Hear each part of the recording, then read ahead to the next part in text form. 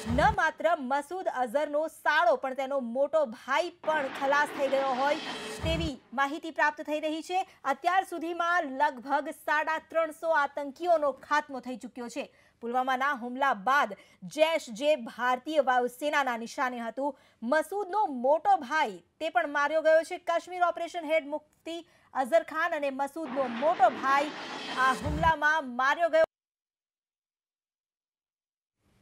તો વાયુસેનાએ જે કામગીરી કરી છે યુવાનો બિરદાવી રહ્યા છે, કારણ કે આતંકના આકાઓનો અંત આવ્યો છે।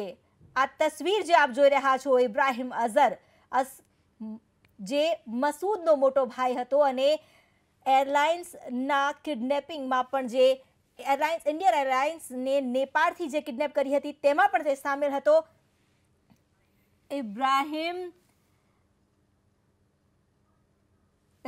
અઝહરને પણ મારવામાં આવ્યો છે, તેનો પણ ખાત્મો થઈ ચૂક્યો છે તેવી જાણકારી પ્રાપ્ત થઈ રહી છે। જે 350 આતંકીઓનો ખાત્મો કરવામાં આવ્યો, જેમાં ટ્રેનર્સ પણ સામેલ હતા, તેમાં આ મોટા માથાઓ આતંકના આકાઓનો પણ નામ સામે આવ્યું છે। મસૂદ અઝહરના સાળા બાદ મોટા ભાઈનો પણ ખાત્મો થઈ ચૂક્યો છે।